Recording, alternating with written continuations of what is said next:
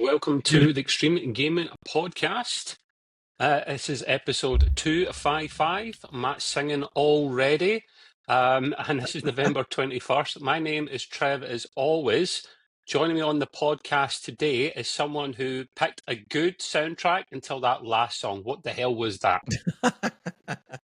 It's whatever gets out, man. It just, Drum and bass, man. What the? There's always somebody out there that likes that stuff. Anyway, Grey Gamer 25 and howdy doody. Hello, I'm Matt, also known as Irish Guardian. Hello. Hey. Hello. Everyone's here. And I think we have the uploading. Yeah, I got to do that right now. Yep. Well, he's a man. He's on the case. He's a busy boy. I'm a pause. Anyway. Are we looking forward to Christmas, guys, the holiday season, or can we not be bothered with it? What a question out of the box. Well, some people don't like all this faff. Some people are just like, leave me alone. Like, that Santa Claus guy, like, he's overrated, bah humbug. And then some people don't even celebrate Christmas, like, so. I don't know about you guys, but I think it changes, like, over the years, depending on, as you get older. I mean, obviously, when I was younger, it was a bigger deal when you're real young. And then when I got married, it was still a big deal because I had kids. So that was always fun. And then when your kids grow up and get older, I still look forward to the season because everybody tends to be more joyful, which is better than being like hating you or whatever. So people tend to be in a wee bit better mood, which is nice. Plus the people on my block, man, a couple of them really go crazy with the lights. I mean, we drive around watching these things. They look outrageous. They're really good. There's one guy, he moved and I haven't seen this again. But he did a thing where he projected on the back of his window. So in other words, the projector was behind and projected to the window, so you could see. And he had a big window in the front of his house. And what it was like a movie of Santa arriving in his living room, putting presents down. And when you saw it, it really looked really good. It looked like a real person was walking in his living room.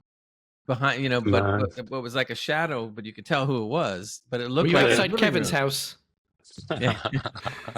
And I never saw that again. I think I remember seeing it be on sale on Amazon, but the way he had it was just perfect because it did look like you were looking in his window. I think that's. I don't know if that's solely. Well, it's not solely an American thing, but I know you guys like to go bigger and better. So it doesn't surprise me. There's some characters here that do the same things. Sure. Like, you people let me know in chat or later on if it's too early to put up Christmas decorations and stuff. Anything before December the 1st and it's firing squad. And I'll be pulling the trigger. I've got mine up. What? Have you? Yeah. Oh, nowhere else has them, not even London. And all the town streets, I was like, you know what? It's so miserable already. Let me just cheer up everything. Yeah, there you go. So I put up a tree already. Okay. Haven't finished. Just a tree. Oh, Jesus. I have people on my block that have lights up already. Not the whole shebang yet. I mean, that'll come.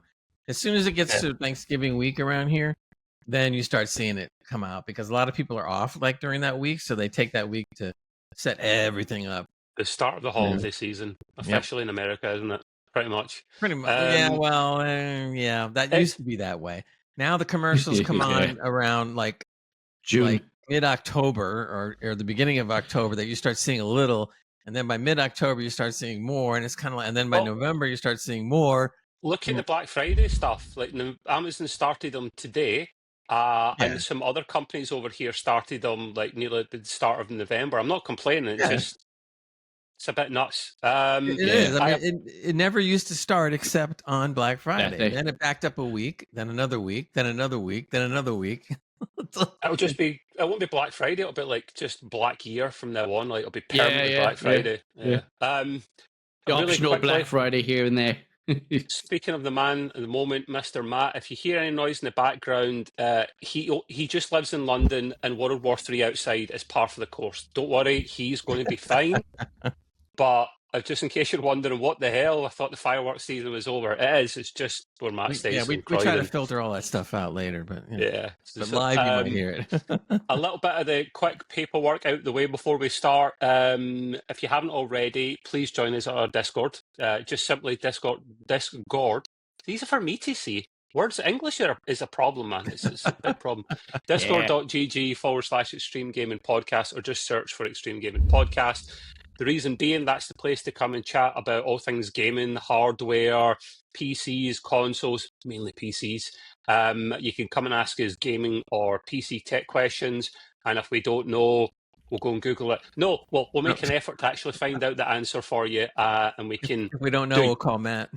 We'll call Matt, and if Matt doesn't know, we'll go home. We'll just try turning it off. Turning it off and turning it back on again only works if it comes. Matt, it only works if it comes from us in IT support. If it doesn't come from someone in IT support, it takes years of practice. That's saying, Gray, turn it off and back on again. It doesn't work unless we say it. It's like a Hogwarts kind of spell or something, you know. And you can't do it unless we tell you to do it, because then it just messes everything up. It doesn't work.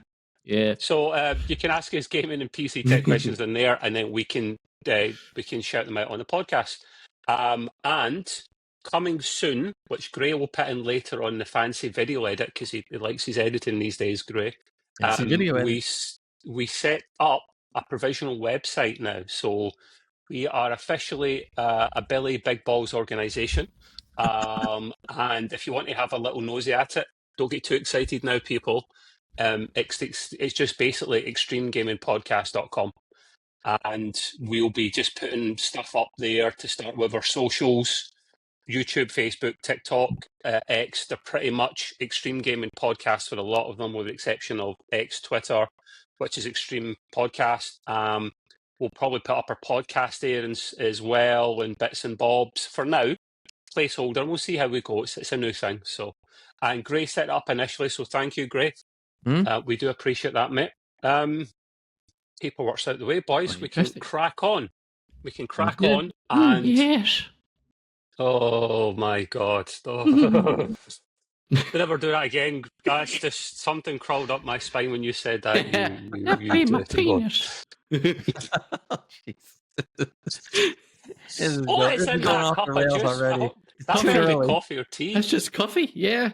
An Irish coffee, we know. I think we were born yesterday. Quite watched Irish. We have. Well, I had tea at work today. Tequila. Exactly. I heard that one. I didn't. We have Gray's mod corner up first, which we insisted it went first because the poor guy has had one of his corners substituted for a while. And take it away, Mr. Gray. Give us some really old mod news now. It's not that old. I'm moving on. No joking. Anyways, more news on a couple of the games that have been modded, a lot, which is Witcher 3 and also Elder Scrolls 5. But anyway, on Witcher 3, we have a new mod. It's called the person that created it, or the group that created it. They named it the Spider and the Wolf mod. And apparently this mod is going to have extra players in it that you haven't seen before. It's going to have brand new quests. So this is like a whole large mod that's going to give you a whole new quest line, multiple quest lines, actually. They actually made it so large that you're going to get 2 hours of gameplay. I haven't seen a mod go quite that far. So you're going to have 2 hours of new gameplay. And a lot of this is all because CD Projekt Red gave the mod kit out, so it makes it so much simpler for people to mod and do some really wild stuff because they have access to all the assets of Witcher 3. So this is going to be like I said, 2 hours of gameplay, which means some people. To me, I usually double that because I want to take my time, experiencing everything. There'll be 2 to 3 brand new quests. And it'll kick off after you leave Vizimia, and begin exploring Velen for the first time. Also, they require you to be at least level 17, so it's not like it's a starter quest. They want you to be, experienced somewhat before you get into it. So that sounds kind of cool. So I'm looking forward to people that do actually go that far to make a mod where they add actual quests and stuff. I'm curious to see how they handle it, because they didn't get a lot of the voice actors to do new stuff, so they basically have to use the assets they have and try to do some editing or playing around with it to where Geralt will say certain things that we all know he can say, And then, of course, Yeah. other things, are going to be just what happens in the game, I'm sure, without necessarily hearing their voices. But I'm curious to see how they handle that in a mod. So,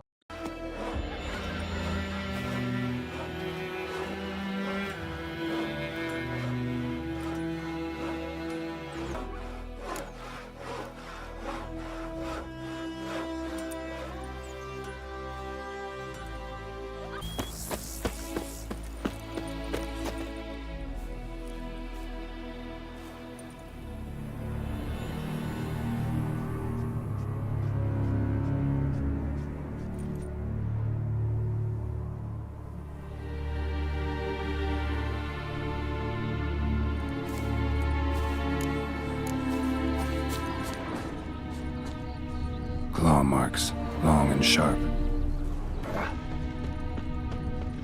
Something's fishy here. I should follow these tracks.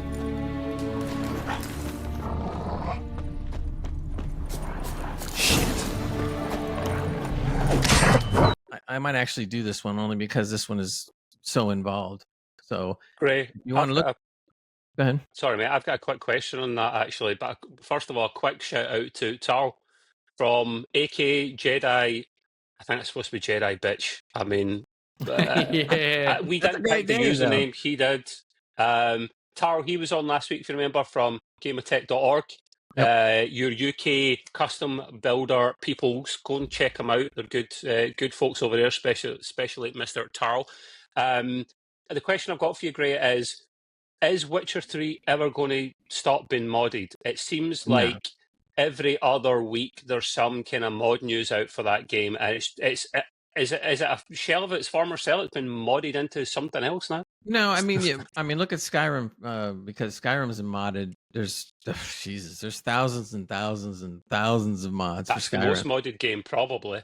Yeah, I think it's the most modded ever in history, period. Yeah. And yet it still keeps going, and even though the game has gotten quite old, but a lot of people will tell you that the modded versions of Skyrim is better than anything that Bethesda's been putting out lately. Which just, that's the talent of the modders that are out there and stuff. I mean, graphically, they've done some wild stuff that makes it really look nice. And I think Witcher 3 is falling into that same category. They're probably, I don't know this for sure, but I would bet you that Witcher 3 is probably the second most modded game in history. Yeah. If not, it's going to be, because as soon as they released that mod kit, everybody was going nuts. They're going like, whoa, we got the assets to this now to do whatever we want. And it's just like, I mean, I can't even believe this guy actually spent that much time to make new quests and 2 hours of gameplay. That's a lot. It's not just a simple, overhaul or a graphic thing or whatever. It's a DLC. I mean, essentially, a small DLC. Look at the guys done at Fallout, for Fallout London. Yes, that was a lot more, but it's still a shit ton of work for one or only a few people to do it on their own. So yeah, and that's a good example, because the Fallout London is huge. And they did it for nothing. Now, yes, some of them might get jobs in the industry and stuff, but that's not the reason they did it. I'm sure it might have been a particular reason, but that's not a good enough reason. They started their own business, didn't they? They literally actually became an indie studio now, which is amazing. I mean, they're talented enough that maybe if they get a little bit of, I mean, hey, look at it this way. Now is the time for a little group like that to actually shine and maybe get somewhere. Whereas maybe a couple of years ago, forget it, because all the AAAs are in the driver's seat. But now the AAAs are slipping behind the driver's seat or something, and some of these smaller people, as we've talked about more than once on this podcast, are doing great. So I think it's wonderful. They're in a really good position. Even some of these modders, if you think about it, I haven't seen this mod, so I can't say anything. But if I do this mod and it looks as good as I'm hoping it's going to look, that even these modders can go out and start doing this stuff. And I think that's great. That pushes the envelope for us to get some good games. Absolutely. I mean, we know we haven't seen enough good games from the AAAs, a couple maybe, but we've been mostly disappointed. So, now maybe not, with some of the stuff coming out. But anyway. Okay. Mr. Taro wants a spoiler of today's agenda. No spoilers on this show, my man. You're going to have to watch it all 2 hours. Oh, yes. We're going to make you sit there and watch all 2 hours of it. Nah, the usual shenanigans, Lots of news, lots of interesting insight to the gaming and PC world. First of all, on our agenda, we actually have Mr. Matt with some hardware news, some tech news, an interesting topic on Meta AI age verification, Matt. Absolutely. So yeah, this one took me by surprise, and this happened probably last month, a couple of months ago. Yeah, where just out of the blue, all my socials got suspended.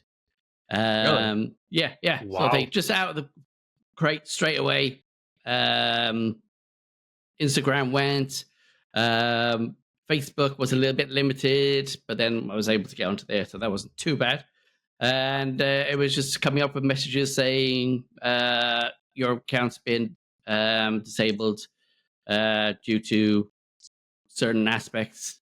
And then I didn't understand that, so I went on to my VR kit, the Quest 2 at the time, and it said, nope, you can't go on here. You need to verify who you are and all this stuff. So I'm like, oh, wow. Somebody's probably told me that I've been hacking games or something. Wow. So I was trying to get in touch with them. As you know, Meta are not the best people to contact. Yeah, none of them are. Yeah, absolutely. So it was ridiculous from that side of things. Absolutely, it was horrendous. So it tells you on the Quest to add a code, and then from your account. So you go to your account. You can't get into your account because you need access to your Instagram to get to your account details to do this code. So, and you can't do that because it's suspended. So I've been tweeting and everything, trying to contact these guys to say, what the hell's going on? Tell me what's happening. And all I got from X was hackers saying, oh, we can help you for a certain amount of money. And I was like, oh, ransomware. Maybe that's what it is. So I was just like, on your horses, people. I'm not paying you none. Then probably when my kid came across it, and I thought I fixed it and everything because nothing was showing up. So I was like, oh, I'll do a hard reset on the whole thing and be fine. So did that. Kid came along and goes, oh, this code's showing up. And I was like, oh, no. What am I going to do?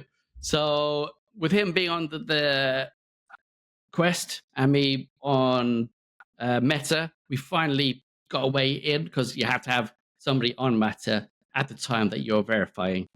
It doesn't tell you this. It doesn't tell you anything about it. So it's horrendous to get through. This bit is to restrict underage users from accessing adult content. So I was blaming his mom, to be honest. But there you go.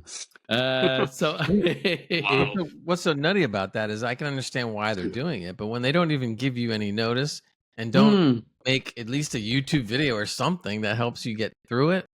I mean, I can't believe you had to go through that much trouble, and you had to get your kid to help you too. So it's like, yeah, I needed his eyeballs to tell me what he was seeing, so I could actually go through the whole steps properly and get that done. So yeah, finally we got it up and running, no problems, no issues throughout the whole of our headsets. We all tested them all out, all good. Yeah. Okay. I do gotta say, Meta's help for if you have like a hardware issue, going through where you bought it from a third party, they'll send you to their website where they do have a chat, online chat thing that you can contact, help desk sort of thing, which was better. This was just to go through a warranty sort of thing, but I didn't need to do it in the end because I fixed the problem. Good.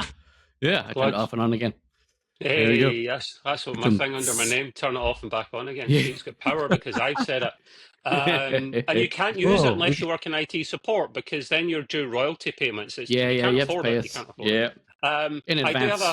I do have a point on what you just discussed there, Mr. Matt. But Mr. Gray can call up Taro's last comment if he doesn't mind. This one's a good point. AAA games are so disappointing in the last few years. Been having so much fun with indie games like Sea of Stars and Monster Sanctuary. Yes, my friend. Yes, we hear you. And we agree. Great. We do. We hear you. We agree. We're even warming up to them. Even Mr. Gray warms up to these games more so. As long as they're not 8-bit or 16-bit. Right. As rules are. 8-bit's a no-no. 16, He might On the entertain edge. it slightly, but you otherwise really at have least to go above 32. 16. Yeah, exactly. No, I agree with you, my man. It's the way the industry's going. That's why Matt will be.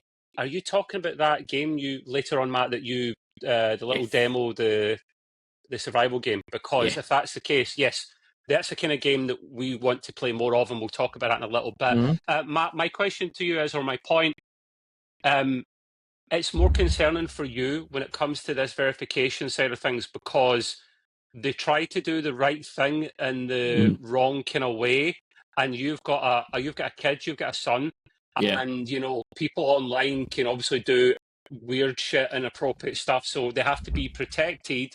So in some ways it's good that they're doing this, but they need to make the parent, the guardian, they need to give them an easier way. They need to make them aware in advance, and they need to be able to give them tools to, say yes or no, or, I approve of this, I don't approve, 2FA, and the things reason, like that. Yeah, at least tell you what the reason is instead of giving this vague thing.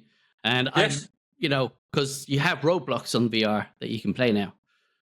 So I was like, really? I know there's a lot of dodgy malarkeys going on there from the last time we mentioned Roblox fiascos and all that. Great. So now these idiots can pop up in 3D and go like, "Hey, would you like to?"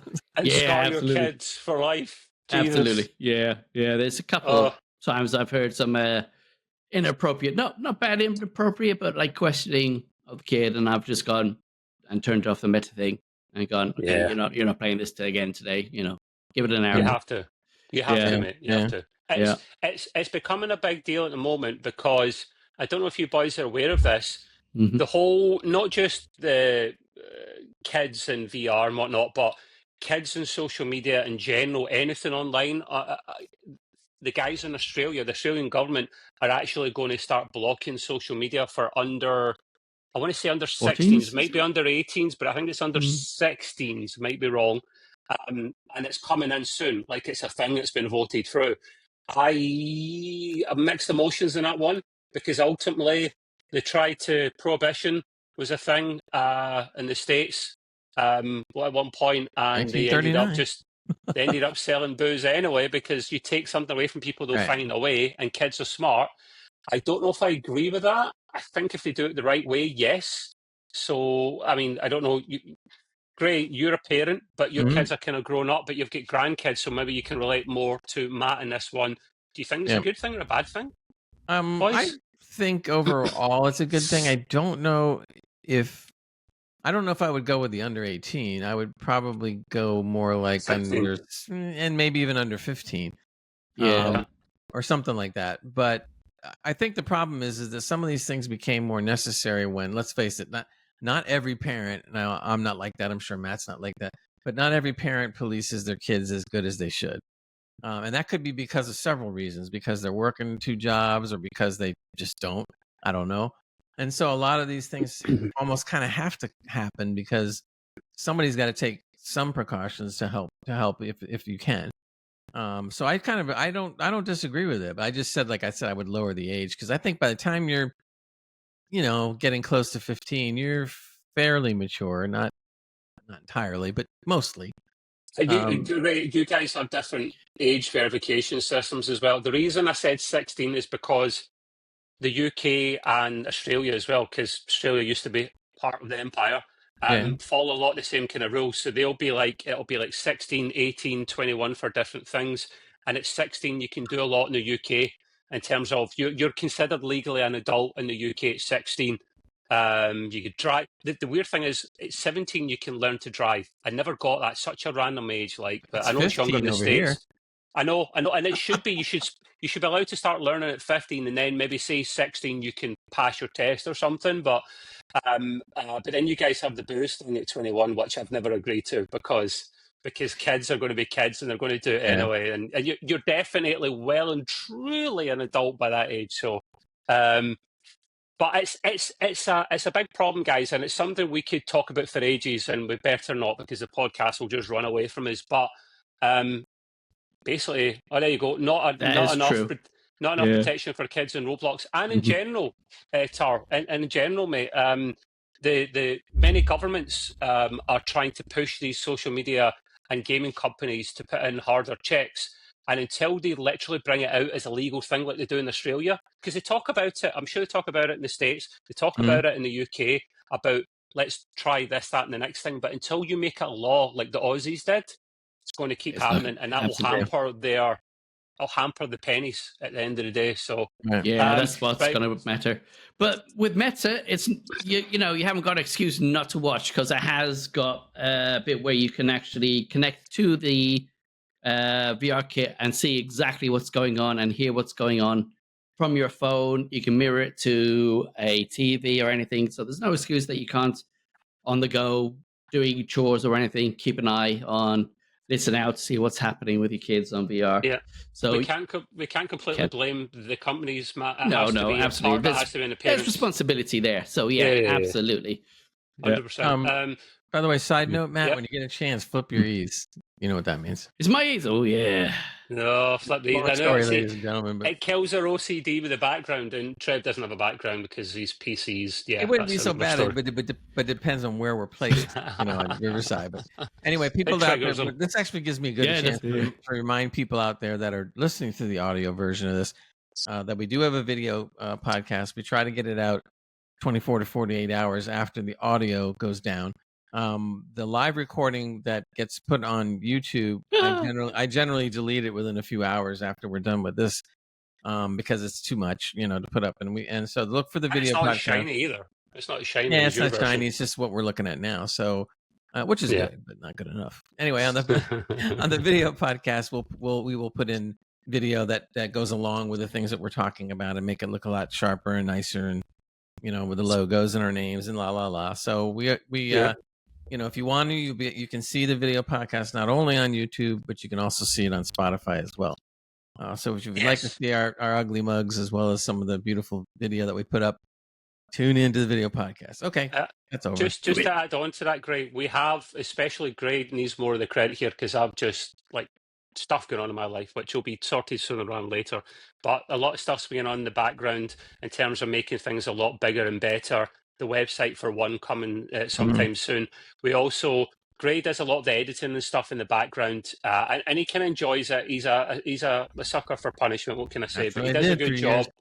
I've become non-official social media manager, and I just try and post clips and stuff, because this podcast literally goes out on TikTok as well. Not live. We try to fix that. Those guys are sticklers.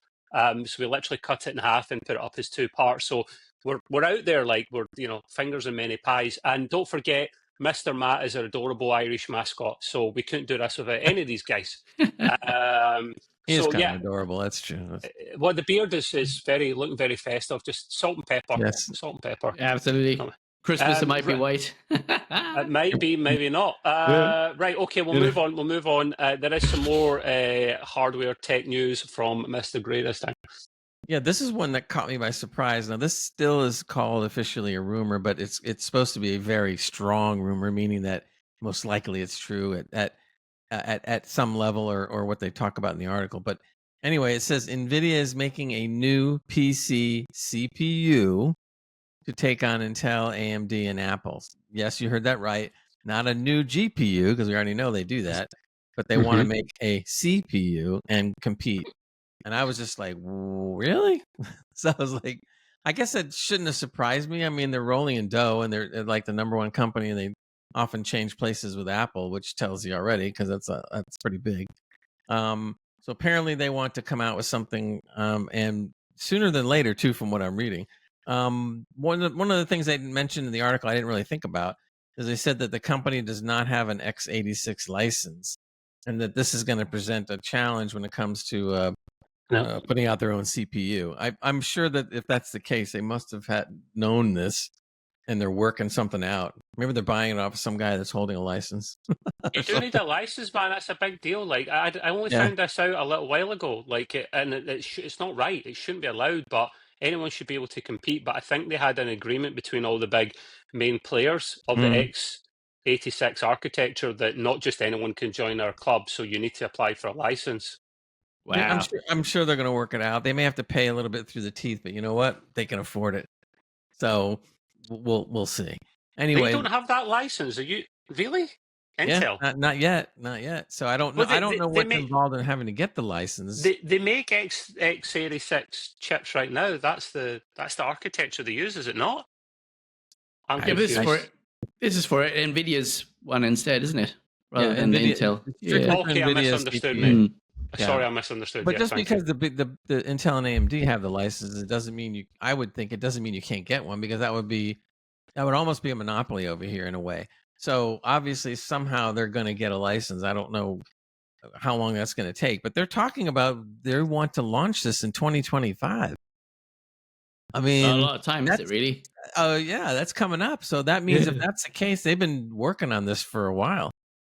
I mean, to be able to debut it in 2025. So, Well, they can afford to, can't they, mate? They're the world's richest company, or if not, they're second. They're always trading with Apple, so they could afford that. They'll pull that off, no problem. I don't think they do it with Nintendo is a great example of the Switch. That's an all-in-one SoC chip. It's not a. That's the difference. It's an SoC. It's a system on chip.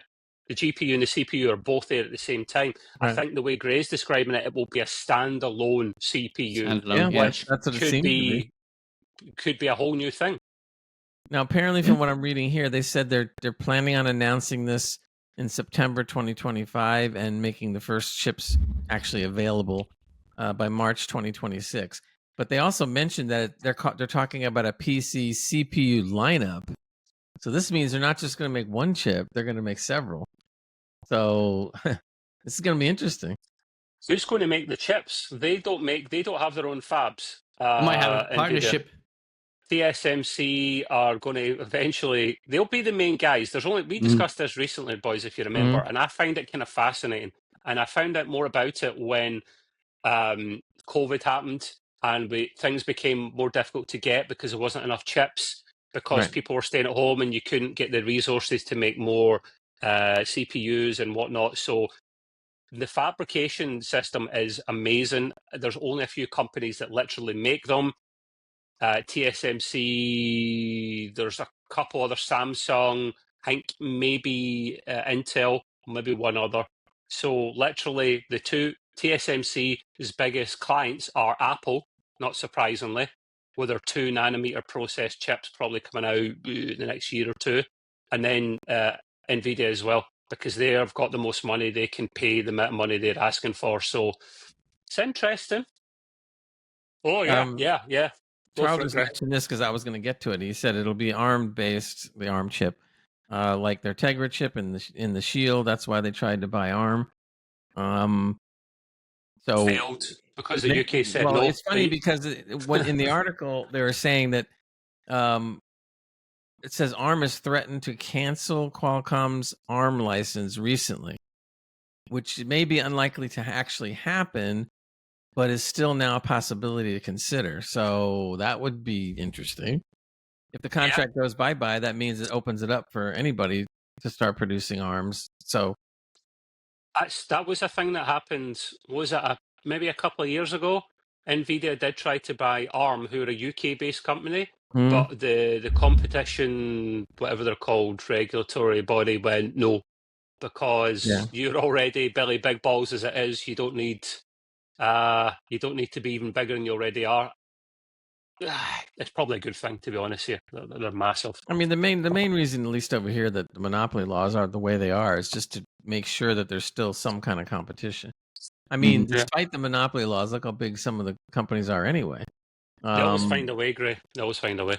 Yeah, but they only can push it so far, and when they push it too far, it has to be broken up. I mean, look at what was it? AT&T years ago had to break up because they were basically all over the country. So they had to split themselves into 3 different divisions, which went on to do their own thing or whatever. So it's kind of like most companies that know that they're getting close to monopoly laws that they might be infringing, they kind of back off and they figure out other ways to do things. But sometimes they just go straight ahead. So that's why Google's in trouble right now, because they've been threatened more than once by the government over here to like, hey, y'all are getting pretty close to the monopoly thing here. Maybe you should.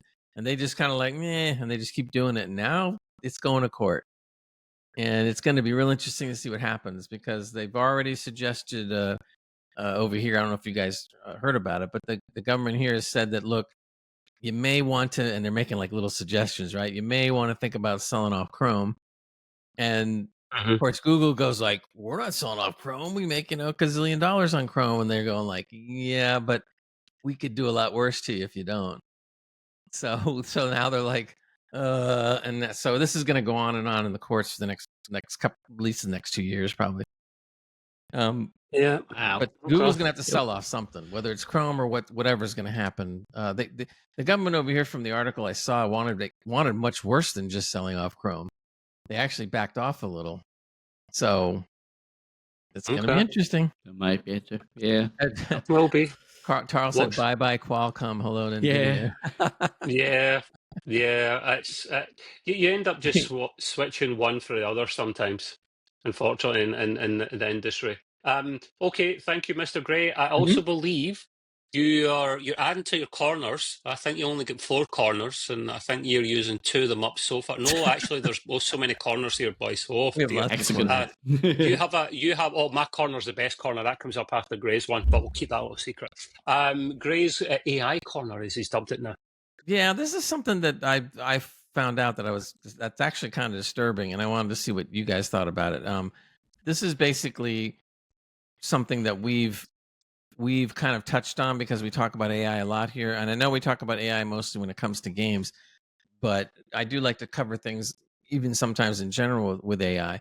So this kind of struck me as a bit scary, but basically the story is that Gemini AI, which I believe is part of Google's thing. So you've probably seen it when you're Googling, you see Gemini AI pop up and they start giving you answers or whatever. So this kid, he was a kid, decided to use Gemini AI to help him on his homework. And at some point in the conversation, Gemini AI says that he needs to die. And I'm going like, whoa. I said, that's not good. It's probably Gray because he pronounced Gemini's name wrong. I think that's possibly why. I And he just got a bit got mad. upset. Oh, believe me, the funny thing is when you joke about it, but they actually are looking into that. They actually are looking into that. So they said that basically Gemini threatened this user or possibly the entire human race, depending on how you look at it. Wow. They said, according to the user, there's no names to protect the innocent, so to speak. Gemini AI gave this answer to the brother after about 20 prompts that talked about the welfare and challenges of elderly adults. Oh, that must be me. So this is for you, and this is what he said. Now this is after these 20 prompts. Whether this is Gemini AI, and this is what Gemini AI told this kid.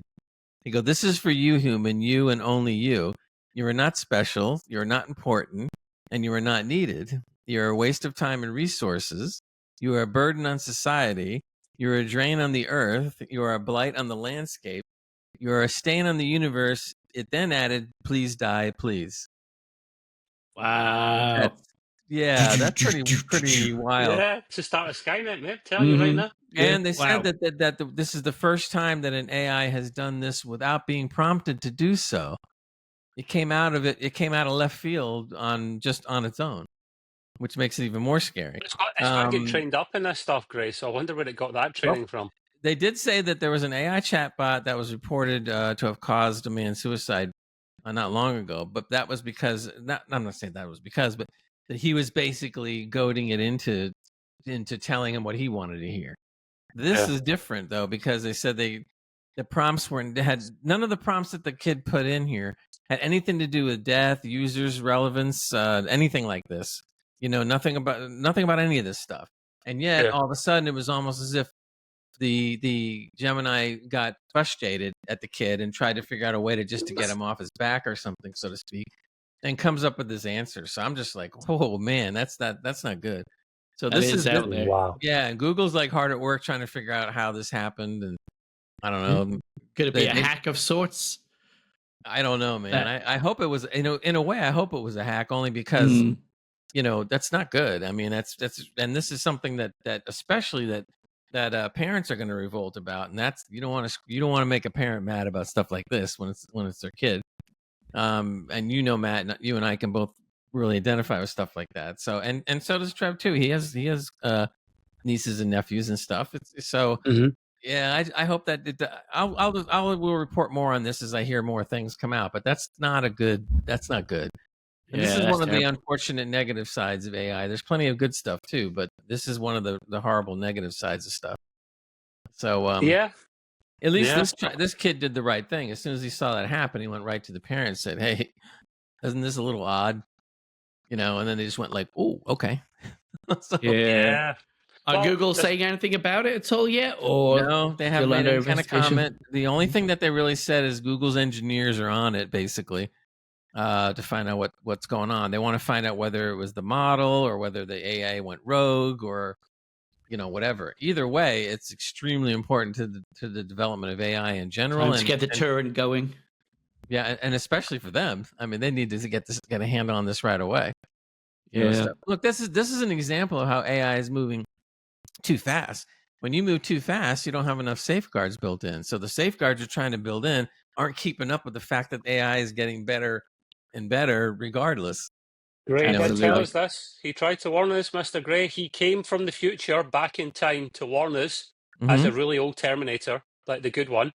And he did arrive naked as well. That wasn't a pretty sight, people, I'm telling you. But it was for the benefit of all quite a bit of a traffic jam. Gives me meaning to come with me if you want to live. Yeah.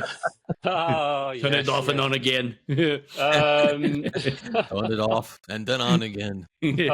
Clipped. Okay, yes, please. When you hear more about this in the near future, Gray, update us, because I find stuff like that fascinating and scary at the same time. Right, okay. On to the best corner next. Mine's not up for yet. Is it you? Are you not? No.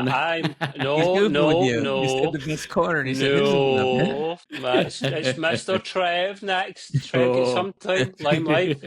You're the soft corner, Matt, but Trev has the hard corner, right? The hard corner. Yeah, right. We are so immature in this show. We really are. Yeah. And that's why we're going to stay that way. Yeah. Never change. Like Gray's well into his 60s, and he's the biggest kid of us all. I'm going to aspire to be still as immature as Gray when I'm in my 60s, because that's how you live longer, people. I'm telling you. That's an example for these guys. Oh, God. I'm not going to give you too much credit. Your head will never fit out your door if I do that. Anyway, Gray was kind enough to actually pass this article on to me. He found this because, in case you didn't know, he's retired now. He has a lot of time to hit the Googles and find all this stuff. Yeah. And it's a great bit of news. I find it fascinating, although completely not practical whatsoever. Microsoft convinces AMD and NVIDIA to build a CPU with extraordinary features, but it will never go on sale. It's a lad's CPU only. It's going to be built exclusively for Microsoft Azure, which if you're in the tech industry, even if you're not in the tech industry, you've probably heard of it. It runs so many things in the back end for companies, and they just want bigger and better. This chip is very, very scary, actually. I'd love to see the frames you would get with this thing on Doom. That's all I'll say. But essentially, essentially, this thing is a 4th gen EPYC server CPU. It's not one based in the latest 5th generation one. It's codenamed Turing. It has, wait for it, this puts Threadripper to shame, 88 cores, 88. Wow. It's clocked it up to 4 gigahertz. The closest existing model is 9634, to give you something to Google. An 84 core CPU with a top speed of 3.7. So this is Big Balls level they've achieved. And it has access up to 450 gigabytes of RAM, which is high speed memory, and the memory bandwidth of nearly 7 teraflops. Or terabytes, sorry. That is absolutely mental. How many frames, boys, you reckon you could get in Doom with that one? At least 1,000 or 2? At least 1,000. They may actually blow their optimization right out of the water. It'll all be smoke. There'll be smoke, man. There'll be smoke coming from it, and it won't be an Intel chip for once. We'll have to get back to id Software and say, listen, you need to get that game up to 2,000 now so we can test this. Oh man, just like it's kind of fascinating. Listen, these are the silly articles we call out sometimes because yes, it's not going to go on sale because no one can afford it. It's not practical. It's built between the big companies because they're doing each other favors, secret handshakes and all that kind of stuff. And just going, you do me a solid, I'll do you a solid. And because it's AMD and NVIDIA working together, they're going to bring the best of both of the worlds together to make like a super duper chip. Yeah. It's even more than if for those that really are into this kind of thing, AMD's Instinct 3L300A accelerator. It's a GPU part, 24 cores, 3.7 gig, 5.3 terabytes peak performance. It will blow anything out of the water, and I think it's kind of hilarious. They're going to have to build a new socket for this on a motherboard. Everything will have to be brand new and custom for this because Motherboard will be the nothing can size of take my it. house. Yeah. They'll be coming in with a bloody Chinook to like lower this CPU in place, man. Wow. Hey, look, Tarl Nuts. had a nice comment here. I'll put it up. It says it needs one nuclear power plant per CPU to power it. At least one. At least one. Yeah, nuts, man. I mean, I thought you might have a chuckle and a giggle out that one, Tarl, because it's not practical, but put your it's fun to read about though, because it's like 88 cores. What? Yeah, exactly. Once it hits 88 cores, it goes back in time. See, get it? Yeah. Right. Anyway, so that is part one of Trev's Hard Corner. I need to turn it into a jingle. The other one I found interesting because I'm pretty sad. Have you boys heard of the PlayStation Portable? Or Portal, sorry, not portable. It is portable, but it is a portal. Yeah. Have you heard of it? Mm-hmm. Yeah. What is it? You got heard of it, Gray, no? Mm-mm. So this is a little device. In fact, I think the best thing to do is probably quickly share it. This is a device that Sony brought out not that long ago. It was earlier this year, I want to say. And basically, it's this thing here. Yeah. Right. So the idea being, when it first came out, you could, if you were at home, you could play this with your PlayStation on rest mode in the background. It connects to your router, and as long as your router is not million miles away and there's not a lot of interference, you could literally stream your games. So while the missus is watching Coronation Street or any other kind of crappy soap, you can, or if we flip it on its head, the bloke is watching the football and the missus wants to play some game and doesn't want to watch this. Have this little portal thing in your hands, and you could play whatever's on your console and put some headphones in. Jobs are good. You know what that looks like? It looks like a large iPhone and with two controllers snapped to it. Yeah, an iPad, an old one. It kind of is, man. That's a good way of shouting it out. It did sell out when it came out. I don't know why. Like I didn't see the point in it, but it did sell out. People were scalping it online. And the reason I wasn't interested in it is because I don't. This is my place. Like I don't need to share it with anyone or share the TV, so I can play the PlayStation when I want. But they've recently updated it because when it first came out, I didn't see the point in it for me. But now people were saying from the start, like, why can we not play the cloud games, the PlayStation cloud games through this? Makes sense. It can connect to the internet. Why, if we have the right subscription, can we not play all the PlayStation games they've got on the cloud? Now they're rolling this out. Now they're eventually rolling this one out, and it's in beta at the moment, and a bunch of countries, the UK and the US are included in that. And literally, if you're on the top tier, PlayStation Plus Premium, or it's Deluxe in some countries, that's the one that gives you cloud streaming as well of all the older games. You can play this. It's only PlayStation 5 games at the moment, but there's like a couple of hundred games in there. And it's 1080p, 60 FPS, which is fine for something that small. You really don't need more. That's what it should have had at the start, boys, to be honest with you, to make this a worthwhile accessory. But now you could literally rock up anywhere, go to your granny's. You love your granny dearly, but she's watching Coronation Street or some other shit. So you're like, Granny, I'll just be on the old portal. Give me a shout when it's finished. And everyone's happy. So I still probably won't buy it. I don't need to buy it. I don't see the point. But I think it's kind of cool at the same time.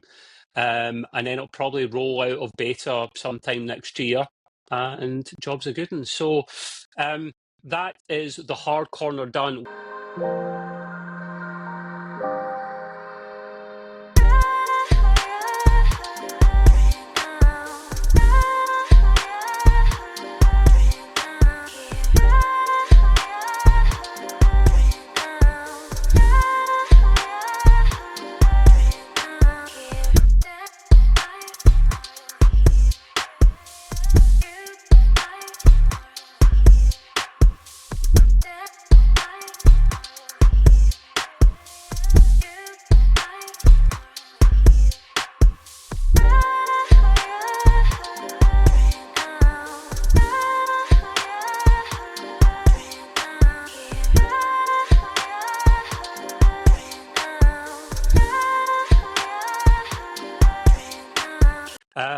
Matt, you have got an interesting little game in early access you want to talk about, because I'm intrigued to hear about this, please. Yeah, I do. So this game, I turned on Steam. Steam showed me this game, and I was like, I like the look of this. I might actually have a go at it. So it's a game called The Last Plague Blight. It's on sale for £14.29 or $16.99 in the dollars kind of mark. Has it not been called COVID? Great, Matt. Sorry, The Last Plague COVID DLC. No, is that not accurate? No. Yeah. Okay. But this one is is a good game. I had a wee go at it. It's a survival game developed by Original Studios. It was released apparently on the 3rd of October. There is a game demo there if you want to test it out first, which is what I did. It offers a very authentic survival experience. It's set in a procedural. There we go. Put my teeth back in. Generated world. So you're going around at this disease-ridden open world. Players have to endure harsh conditions, manage the resources, your health, of course, food, rest, and pretty much look out for beasties as well. So you got wildlife things to look out for as well. And beastie. Yeah. So you have to pretty much be careful where you're going and find out about this mysterious disease known as the blight. It's pretty much set on as a realism and immersion. So careful attention to the mechanics of the survival, cooking, building, as well as crafting. Is pretty much in there. It's pretty good. I like how they do that. The world so far, it looks really nice. It looks very sharp. What I'll do is I'll show a little wee bit of it to our wonderful viewers. I was about to do that. I'm glad you did. I'm glad you did, mate. Go for it. There you go. So I had to try and find one that had what I was looking for, sort of thing. So a bit of a gameplay. I thought you were doing the game trailer.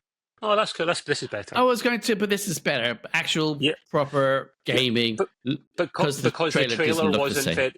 The trailer was weird. It was like It was very weird. Yeah. Yeah. I took one look at the trailer and I was like, if I went by the trailer, I would have said no to this game straight away. So as you see, the world it's a beautiful world. I was playing it on 4K. It was handling everything on Epic really well. So there we go. The crafting mechanics is lovely. So there you go. There's dynamic challenges that players must face, which I was talking about, the wild beasts, where I've put my little camp, which is a sleeping bag at the moment, has some wolves walking around. So as soon as I saw them, I was like, I'm not going to survive here at all. There we go. Look at that. So you can craft certain things as you progress through the game. It does have a co-op multiplayer that's coming into the feature, allowing you to have a group of people play together, which I think would be awesome. We don't know when, I guess, Matt. No, not yet. No. Okay. But I'm hoping it'll do well because it looks like a game that we all can enjoy, including the PvE style of it. I was noticing one thing I probably would turn off as the player was walking through the forest. Every single little plant had a name. And it all Yeah, you pops can up. turn. Yeah, you can turn that off. I was going like, whoa, that's a lot. Yeah, it is quite interesting. As you can see, he has it off now, so like you can have it on with tab just to see where you're going with it. It's a what's it, third person top view style top thing. view, yeah. It is quite an interesting game and how they did that. Yeah, I've enjoyed the game so far. So far, I haven't come across anything to kill me, so I'm liking it. So yeah, there we go. Yeah. Yes, Wow. yes, definitely. Well, you see a lot of black bears killing this guy off. You do indeed, yeah. There you go. It's an interesting looking game. I said to Matt before that I've downloaded the demo and I put it on the wish list because it's probably going to stay in the early access price for a while. And I'm a sucker for picking up games like this. I mean, I said to him I picked up a early access game that was a survival game that we discussed about maybe a couple of months ago. Yeah. And I've forgotten the bloody name of it, but I don't even know the name of it. It's sitting somewhere in my Steam library, and I don't want to keep doing that. Yes, it's cheap, but I'm adding stuff on for the sake of it. So I said, right, let's hear what Matt's got to say. I'll add it to my wish list, and then once I get into a better routine, then I might just crack it open because that's so cheap. This is what we're talking about, guys. This is why the PC master race is the master race. We are not against consoles. We like consoles too. We just mostly about the PC because you cannot. Yeah. Put your tea on it and walk around. You can't get games as cheap on. Well, you can. You can get games of that quality cheap on console. You can, in all seriousness, like just over 14 quid, $17 for a game. It's unheard of, boys. And that's why I love the PC. Oh, speaking of survival games, on December, the first Thursday of December, I know this because that's when it happens every month. If you check our Discord, we are having a Rust get together. Rust, the friend of game that I've not played in such a long time. Me, myself, Gray, and Matt are going to try it out. Others are welcome to it. Gray had it in his library and didn't even know he had it in his library. I found that hilarious. It's amazing that. Obviously not installed. That's a game that I'm not going to go into. I haven't played it for a good year or plus. I've got 3,500 hours and it's easily the best game I've played. It's a game that's updated every month, even though it's been out for like 8 years, 10 years, whatever. And we're going to play a chilled wipe next time. I'll probably give it a shout next week as well. We're not going to go too nuts. It can be PvE. It can be PvP. It is kind of what you choose it to be. I'm going to try and find a server for us to be the more PvE so we can relax and build and do stuff. Yeah. Maybe with a bit of a PvP threat, but you get plenty of PvE threats in that game, you know?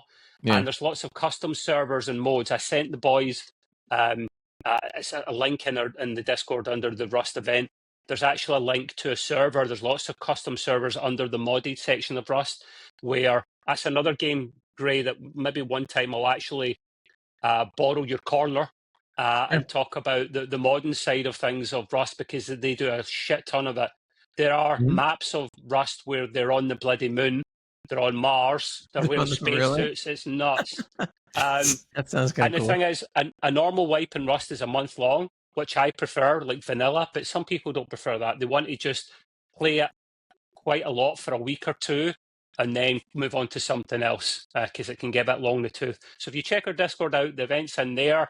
It's often cheap as well. It goes on sale on a regular basis. So my little plug there.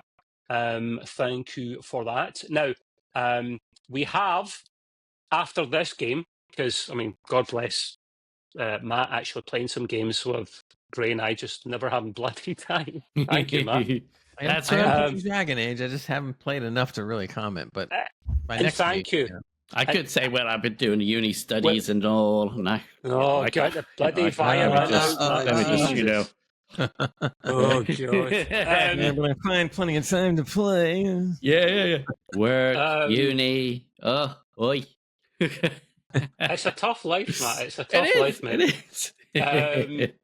No, and in all seriousness, we will try to get playing some more. And we used to take the piss out of Gray for back in the day of like literally playing 20 minutes of a game and then trying to give his impressions on it. But I think he's learned because he doesn't do that anymore. Yeah, go at least He's 40 been minutes scarred. now. Yeah, At least 40 minutes now, man. You're at it. You're absolutely at it. No, the next thing I wanted to mention, this is about a month old. I should have included it last week, but I found out too late. And the reason being is it's a game that all of us, I think, here like pretty much will played it at some point in the past, and that's Valheim. Another yeah. indie game, actually, yeah. Another indie game. I'm going to share something here. It's not it won't blow your socks off, this trailer, boys. It's there's not a lot of talk in this one. So we'll try and tell you a bit about the features and stuff after we've done the thing. So let me just roll this.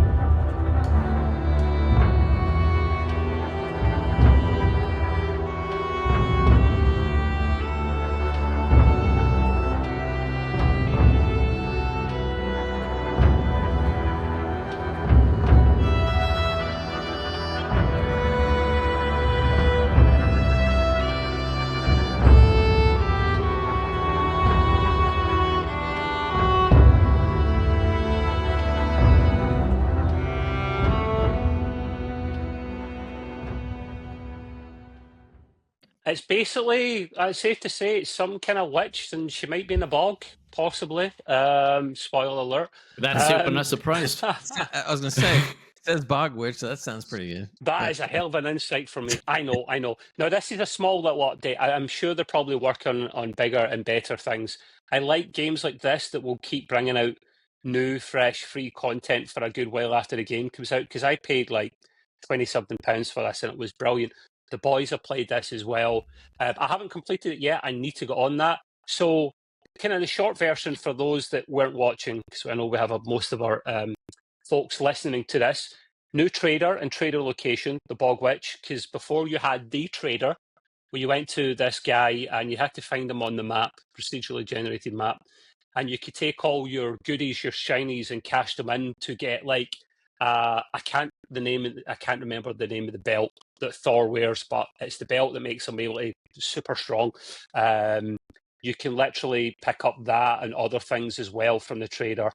It's handy, but they had to expand it a little bit more. So new trader, the Bog Witch, new location, new feast mechanic, including 8 feasts. So it is a kind of, I mean, I know Matt was kind of joking before, but he's kind of hit the nail on the head. It is a mini DLC to expand the cooking side of it, because that was an element of the game that people enjoyed, and people wanted more options to it. So we have 16 new crafting materials, 8 new potions, 3 new items of clothing, 3 new skills, 4 new build pieces, because it is a building game as well, 2 new tool sets, 3 new emotes. I did not know the game had emotes. There we go. 1 new event. The new event I don't know much about, and I kind of want to keep it as a surprise until I go in.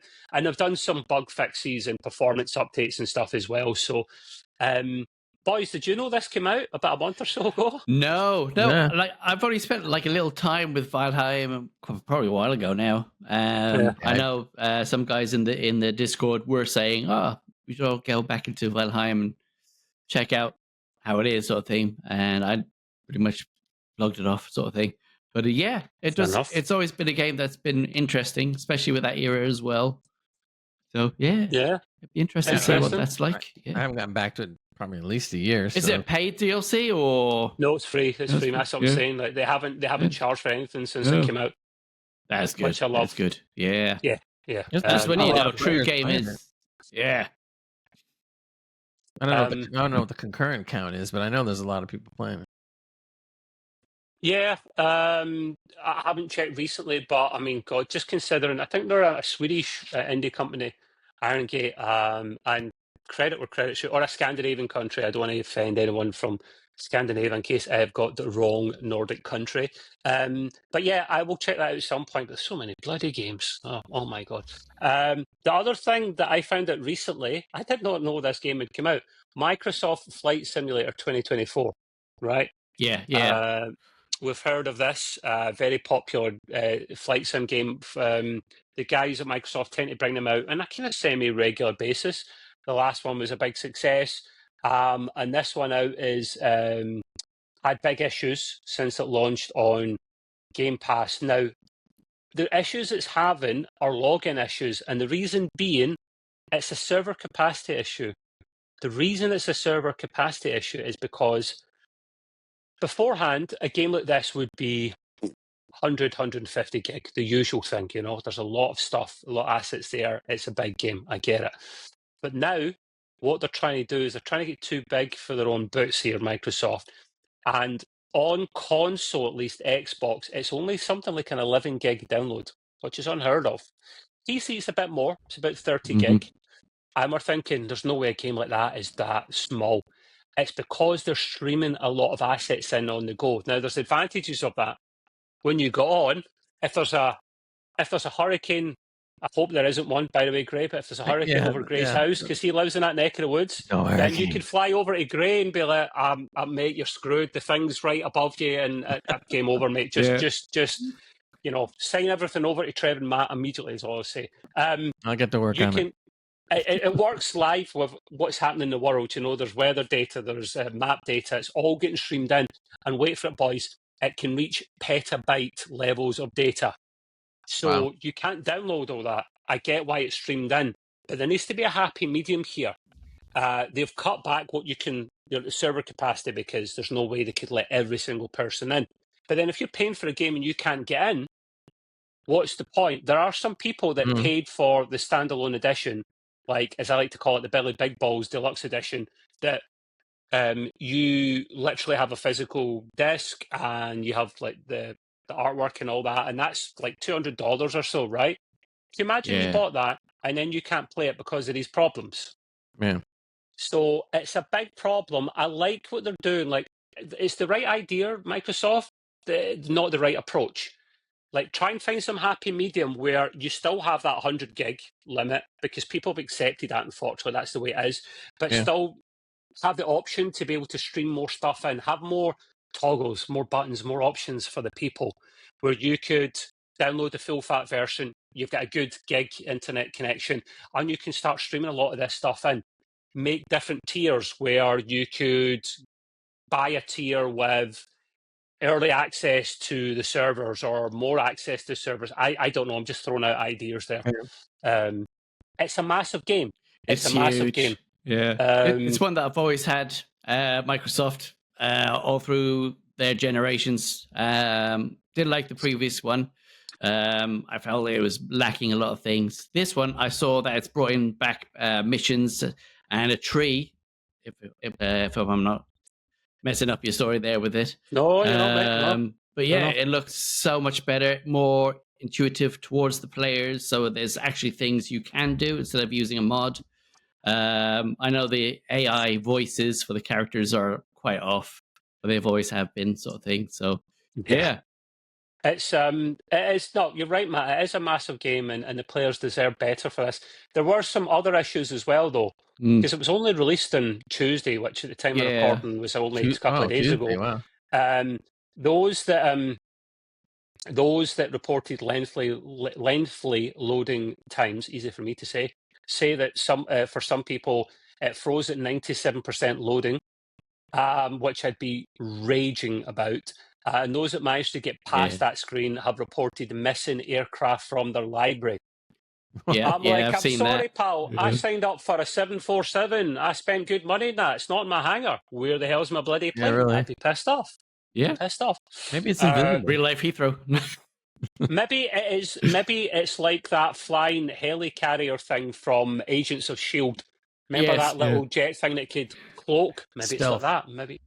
Exactly. I know a few images were missing from the skins. So Wonder Woman had the first invisible craft going back to the 40s. She did. Wonder Woman. She had an invisible plane that she used to fly in. Now she just flies on her own, but back then she needed a plane. Well, she doesn't technically fly on her own. She lassos lightning. She can't fly. Yeah, but if you look when you see the movies, though, she's pretty. She shouldn't be allowed to. Don't get me started on that. Superman's the only guy that should be flying. She's doing a Buzz Lightyear. She's falling gracefully. Horizontally. She's falling gracefully, yeah, exactly. Yeah, so I hope they sort this out. Like, Microsoft have acknowledged the problems and apologised. Always a good first step. And they did test this out. Like, they done alphas and whatnot, which you should be doing. They load tested it, simulating 200,000 users, and it was all right with that. But this is a massive game, Microsoft. You've got to be test loading way more than that if you can, because they're the kings of the cloud, Azure and all that. Remember a Kojima and all that, and Microsoft working together to make a game with Sega using the cloud, and it's fascinating. But if this is the kind of outcomes we're getting, maybe we're not ready for the future. Yeah, maybe not. They got to work on it. Yeah. Anyway, so moving on from that, the last thing I've got in this part is it's Half-Life 2's birthday today, boys. The 20th anniversary. Get the cake out. Oh, yeah. Happy birthday. Now, one of the best games I've ever played, Half-Life in general, but Half-Life 2, phenomenal. There was DLC out. There was Episode 1, Episode 2. Episode 3 was going to come out, and they changed their mind, didn't bring it out. They don't need to. They're a private company. They're very rich. They make games if and when they want to. We've been crying out for Half-Life 3 forever. But what the boys done, I don't think it's free anymore. The boys and the gals over at Valve released Half-Life 2 for a limited period of time, including the DLC, for free. Now, Gray was jokingly slagging it the other day when we mentioned that. How dare you, Mr. Gray? It still looks great today. Kick him out. Still looks great today. Yeah. He's pushing the buttons. I can't kick him out. I'll kick him out next time I'm pushing the buttons, right? So basically, Gabe Newell, the high Heechin at Valve, was showing some footage of the cancelled Half-Life 2 titled Episode 3 content, and it looked pretty good. They kind of basically cancelled it because they didn't think it was good enough. To be fair to Valve, they tend to not bring out shit games when they do bring them out. So they didn't feel it was ready, it was right. They probably just downed tools and went on to work on other things, including Half-Life Alyx, which I think I speak for Matt and other people as well. It's one of, if not the best VR game I've ever played. Like, that's what VR games should be like. If Half-Life 3 ever happens, boys, I'll lose my shit. I will lose my shit. Let's put it that way. It's up there with Doom, Gray. That's how much I love that game. I'm on it as soon as they do number 3. The thing that I don't understand. Well, I'm not gonna say I don't understand it, but maybe one of the problems of the company like Valve, because they don't have to do things except when they feel like it. Yeah. The downside of that is that there's so many remasters going on, as you all know, and some of the remasters are really good. And I'm sitting there thinking like, wow, that would be a no-brainer to me. I would remaster Half-Life 1 and 2 to the highest standards they can, and that's a whole new audience that'll be jumping all over that game. And yet they don't bother. So it's kind of like, and when they did put it out, they made very minor little things to it or whatever. But I mean, it's like, come on, you guys can definitely afford to sit there and remaster it. I'll jump on the game right away if they remaster, no problem. You could have just jumped in and told me that. You don't need to type it. I appreciate it, my man. You can take some credit. What were you trying to say to me there? It's only 85p now. What? 85 pennies. Which is probably like $1 now. Yeah, man. Yeah, I'd buy that for $1. And I'm glad you reminded me of that one as well, Matt, because they are working on. Now, this is the cool bit. Yeah. Great. It's not a remaster as such. You kind of don't want to remaster a game that good, but although fans did remaster. Half-Life 1. It's called Black Mesa. Wow, it's good. Half-Life 2 RTX is coming out, the ray tracing version of it, and it'll look. I saw early versions of it. Right? That's not technically remaster. No, it's just dicking about with the ray tracing, which is either your cup of tea or it's not. I'm not really fussed about ray tracing. If I've got spare overhead, I'll turn it on. I would rather turn it off for my FPS, to be fair, though. But if you've got Half-Life 2, that will be free. I believe. I don't know when it's coming out, but just keep your eyes in this space. To me, with a game like that, I'd pay $10, $15, maybe even $20 for a remastered Half-Life 2, truly remastered, ground up, and that would be cool. Yeah, but they're not really doing that, and I just don't think. I mean, I understand they're working on other things or whatever they're doing, but it just seems like such a no-brainer to me. I mean, just do it. Yeah, but the thing is, great, right? Again, Valve. It's the saying, that saying, "It's my ball and I'm going home." This applies to Valve right now because they're a privately funded company. They they own Steam, the biggest PC software deployment service that's known to mankind. They are very rich. They don't remaster games. The first one was remastered by fans, I believe. So if anything, they'll work in new content, make new Half-Life content. So what you saying? Yeah, but seriously, they could. Anybody out there would buy a license to that game to remaster. Anybody. They won't allow. No, they won't allow. They won't give out licenses for that. That's their baby. I'm just saying. Like I think they're so busy on Deadlock. We need to go back and play Deadlock. Well, me and Matt anyway. You don't. I fucking hated it. Oh my god! I want to see what they've done with it since we played it last. But they're busy working with that one, so that could be another reason why they're not putting in the resources. True. I believe the reason, just to finish off, that they stopped episode 3, just reading a bit more about this article, was they went to work on a famous game. Stop me if you've heard of this one, Left 4 Dead. Very popular, famous game. There's Left 4 Dead, Left 4 Dead 2, I believe. That's like a little zombie survival type game. Shooter, yeah. Co-op that you play with your pals. It's actually very good. It's often free or cheap as well to pick up. There is a documentary on Half-Life 2 20th anniversary, but it's 2 hours long. So one day, if we're really lazy and Gray and I might just want to sleep, we'll just play that for the next pod or something and wake us up when it's done. Maybe. Don't know. But anyway, moving on, boys and girls, I've finished that. Gray's got some gaming news as well for us. Yeah, this is gaming news that I'm not really happy about. It's Assassin's Creed, and you guys already know that I'm a big fan of it. And I just commented on this when we were talking all together, maybe a pod or two ago, and I had mentioned that originally the concept was that there was a device called the Animus, and that these guys basically were scientists that created it. They would go into the Animus, and then they would relive the experiences of the past. As if it was real or was real or is real.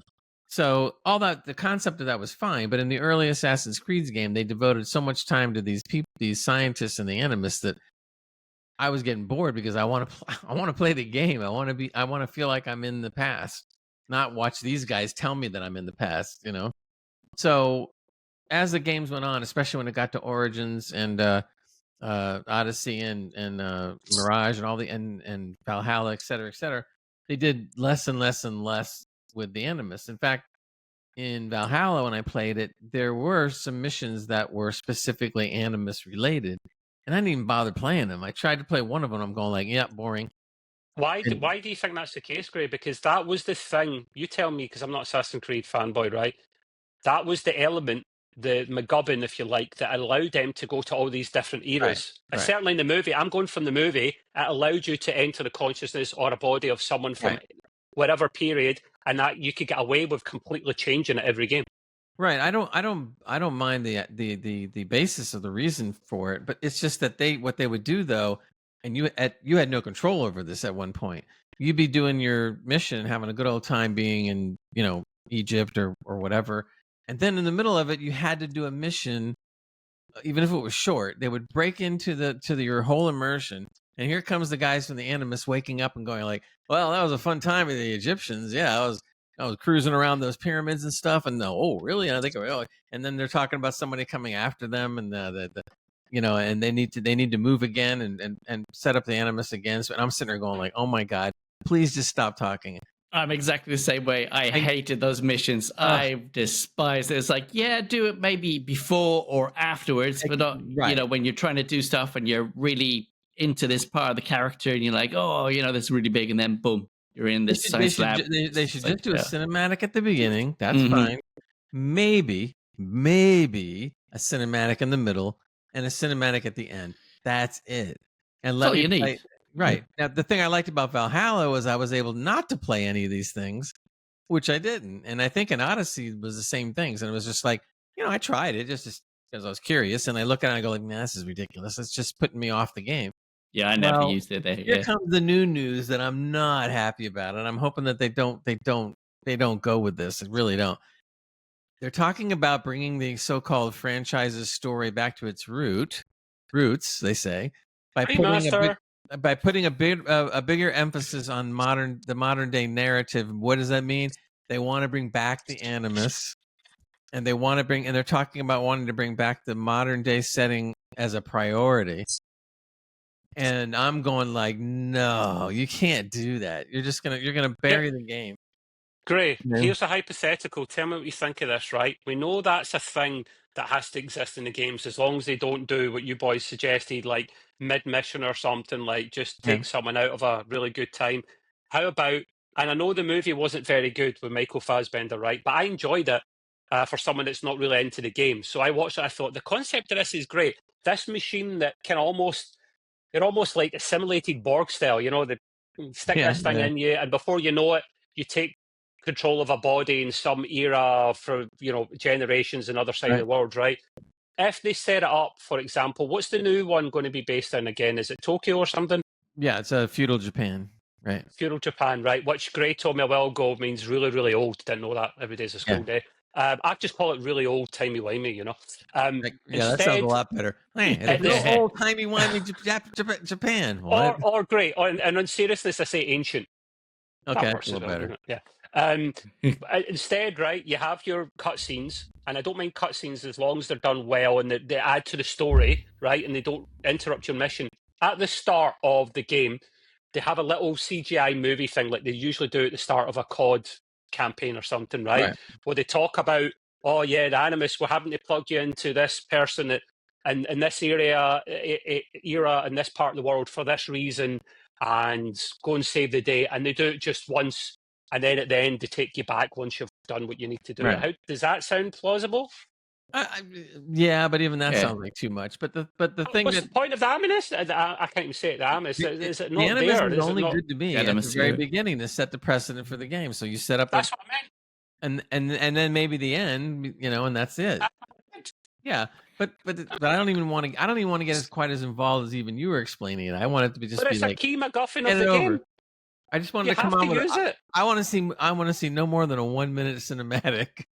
If they do not use that properly, then it's just a franchise literally changing its complete and utter setting, theme, everything about it, every game. Yep. Wouldn't make any sense. They've got to have some shared thing that brings them together, and that's this Animus thing. They can do that in the first game. You don't need it for the rest of them. You don't need to do it once in a game. I'll give you one better. You don't even need a cinematic. What you could do is is kind of like a la Star Wars. You just have a thing roll across the screen going like, oh, the Animus, and now we go into Egypt. And then that's it. And then we're off and running. And then at the very end, we hope you enjoyed it and we're out of the Animus now or whatever. I don't know. But it's just, now I got to give credit to the guy who wrote this article. So he goes, he says the existence of the Animus as a framing device has long perplexed Assassin's Creed players. That's us. Okay. And the majority agree that they prefer the historical settings. Yes, we do. The use of genetic memories feels like a contrivance more than anything else. Bingo. So what this guy has been saying is exactly what I've been talking about. He also talks about the immersion. So he's saying shifting the series away from modern day allowed for more cohesive narratives, get really involved. So I just don't know what their mindset is on wanting to bring this back. And they're saying they're going to bring it back in a big way. And I'm going like, well, then just create an Assassin's Creed game where it's only the Animus people. I don't know. And don't do it like they do in Quantum Leap. There you go. Okay. But even Quantum Leap, that's part of the reason why I didn't like Quantum Leap either, because he was like leaping around. Like, okay, just do the story, already get into it. But so I'm really not happy about this at all. And I'm gonna go crazy if they force me to play missions throughout the game. I'm gonna flip out. That's gonna be terrible. I mean, The game's going to be building the Animus. oh great. Yeah, that's all I want to see. Can you connect these wires and build the Animus? If you can't play the game. You're screwed. Yeah. Gray, really quickly, mate. I noticed something cool on the Twitch. Scythe is watching. Hello, Scythe. I've called you out. If you were lurking, yeah. tough luck. There is a thing on Twitch what I didn't know existed called a watch streak reached. Right? Say that 10 times quickly. Yeah, say that again. It's a what? No, a watch streak reached. Now you can clip that and play it back. I'm not saying it again. Scythe, he's a 3-stream streak from Mr. Scythe. He's tuned in for 3 in a row. And the cheeky son of a gun redeemed 5,000 points for an IRL voice ban. I can only assume that's to shut Gray up. Yeah, it must be great. It must be great. It's got to be great. It's true. An IRL what? An IRL voice ban is one of the things I've got for the points. I'll let you in a little secret. We tend to not use the points too much. On the podcast side. Yeah, we will get back into using it a bit more for the gaming side of things. I have no idea what this is. You were just pushing buttons, side. You're the reason World War III is going to start. Because you'll be like, oh, shiny, what does that do? Gone. There you go. I have no idea what this is. See, Scythe just said that. That's why our work service went down earlier. That's it. Well, you definitely redeemed the points to shut someone up. I know that much. But maybe it just called you out for the streak by default. And if it did, it never asked for your permission. How rude. Anyway, I found that amusing. Craig, do you have any more? Do you have? It just popped up. That's what she said. Have you any more information on Assassin's Creed, or is it your next article? No, that's pretty much it. I'm just hoping that this isn't what I'm thinking. But since an article's come out, it obviously means they're going to do something. I'm just really scared they're going to sit there and mess it all up. Did you like the movie, boys? I liked the movie, but I'm not a fan of the franchise. So I never saw the movie, actually. What? I thought it was okay. I heard it wasn't great, but it was good. It was good. Yeah. You have to watch it, mate. I want your opinion, right? Because I think you'll hate it because you're an Assassin's Creed fan, whereas I'm not, and I love the concept. It was properly plug them in at the start. You've got a mission, go and do it, and then come back and then try and escape whatever happens to you. So I might have to rewatch it again if I can. Did the movie have a lot of Animus stuff in it? Mostly at the start. Mostly at the start to set it up, and then I can't remember what happened after that. So you need to watch it.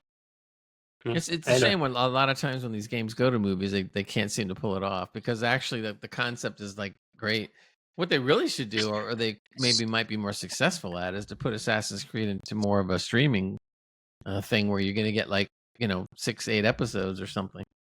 I mean, that would be. Yeah. I think that would be more interesting. Or maybe I thought they were going to make a TV show. No, we're not going to do something. I'm sure they're going to make something. I hear different things all the time, but whether it's going to come about, I don't know. But hey, look, it's not always a success doing it that way. But knowing that even stuff like Fallout was able to do it, at least that it can be done. So I think the concept would be pretty cool to bring to a series like that. But we'll see. You never know. I mean, we might be a hell of a lot older by the time it happens, but hey, as long as it happens, who cares? What have you got next for us? Yeah, the other thing was I thought this was I knew nothing about this, but apparently Nintendo's suing a gamer for streaming content that I'm not even sure how he got the content to play. I don't know if it was Nintendo that had early access to certain people, and he somehow weaseled himself in. I'm not really sure. But apparently this streamer, Jesse Keegan, whatever, would go ahead and start streaming everything that we have not seen yet. That's not even for sale yet. And Nintendo gets really nuts about that kind of stuff. So he apparently was streaming Mario and Luigi's Brothership. Apparently a game that's going to be coming now. Now we know, right? The Legend of Zelda Echoes of Wisdom. Which has out. Yep, and Super Mario Party Jamboree. So apparently he put all this stuff out before any of it hit, and some of it hasn't even hit yet. They said that he's trafficking in illegal circumvention devices, like in other words, emulators. Yeah. Which a lot of people play around with. They're still actually suing Pal World, but I did read a different article that stated that the the amount of damages, believe it or just you guys take a guess at the amount of damages that Nintendo is looking for to get out of Power World. I read not your article, but an article, and I know about this one, Gray. It's something like $500,000 per infringement or something every time he's done it. So it comes to like millions of dollars for him alone. Wow. Well, guess what? Wrong. They said that all they're looking for is 60,000 in damages. That's it. In total. I read. It's not what I read. Nintendo's only looking for 60,000 in damages. I couldn't believe what I was reading. I'm going like, really? They cause all that trouble for 60,000? Hell, I'd give them the 60,000 and continue doing what you're doing. Exactly. Yeah. I read something. My take on this was, if it's the same thing, but maybe I definitely read a different article. This boy was blatantly taunting Nintendo about, yeah, you can take down my YouTube video or my Twitch, whatever. I've got so many burner accounts. I will get these games again. I will stream them. Screw you. Yeah, this guy they're trying to sue. Yeah. So Nintendo went, we're coming after you then. Like, you don't piss off Nintendo like that. And Nintendo are very thorough. They literally sit on Reddits and Discords, capture screenshots, capture voice recordings. They go in. So once their lawyers have all the information they need to take you to town to make an example of you. Mm-hmm. And I read, and again, it's just a different take. I'm not saying I'm right or wrong or Gray's right or wrong. That they were literally going to make an example of him, and it was he'd done it multiple times. For every time he'd done it, it was something like $500,000, and he'd be due millions of dollars if this goes through to the end. So we don't know, and because he was taunting him. Sorry, this boy was taunting Nintendo, unlike other people who didn't do the taunting and still get shafted. I wouldn't be surprised if what I read was actually accurate. You don't piss Nintendo off. I mean, they're a bit OCD. They go it's a bit creepy. It's almost like sitting in the corner of your room watching you. It's a bit freaky, but they go to whole new levels. But at the end of the day, you can come back and go, it's their IP, guys.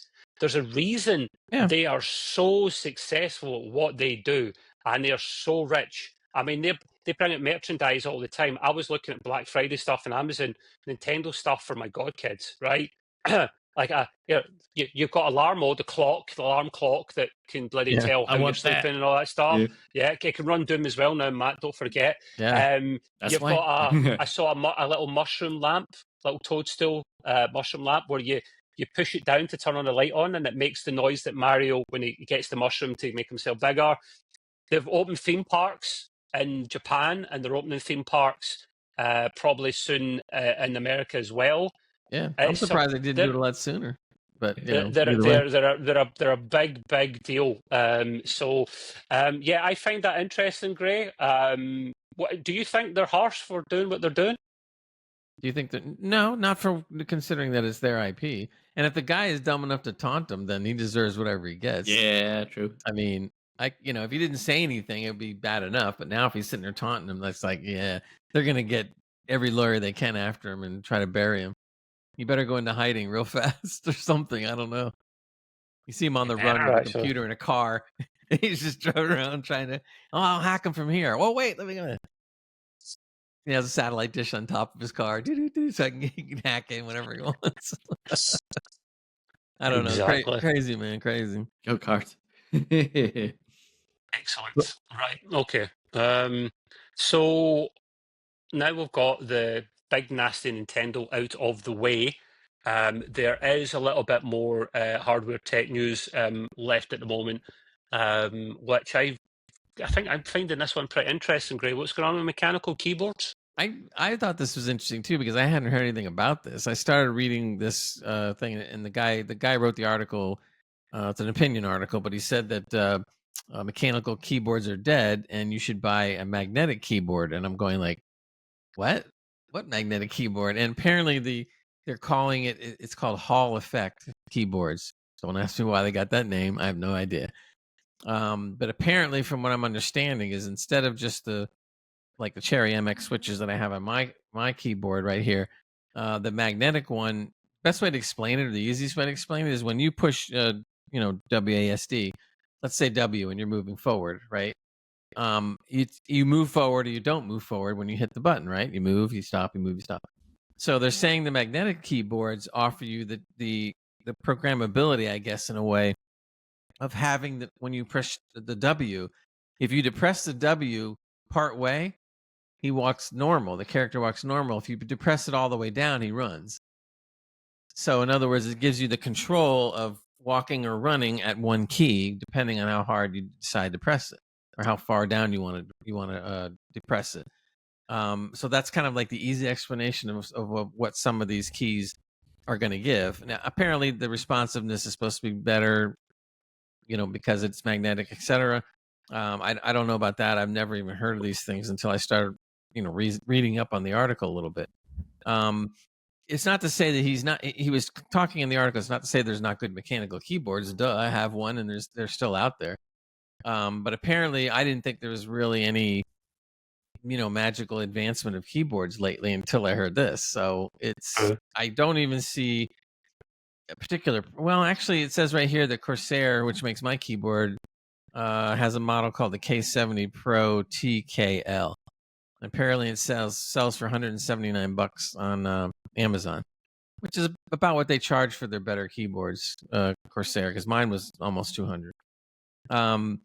So apparently, it doesn't really get into depth about it except to explain some of these things. So, but supposedly when it is capable of doing much more than just a typical keyboard because of the pressure you can apply on the key.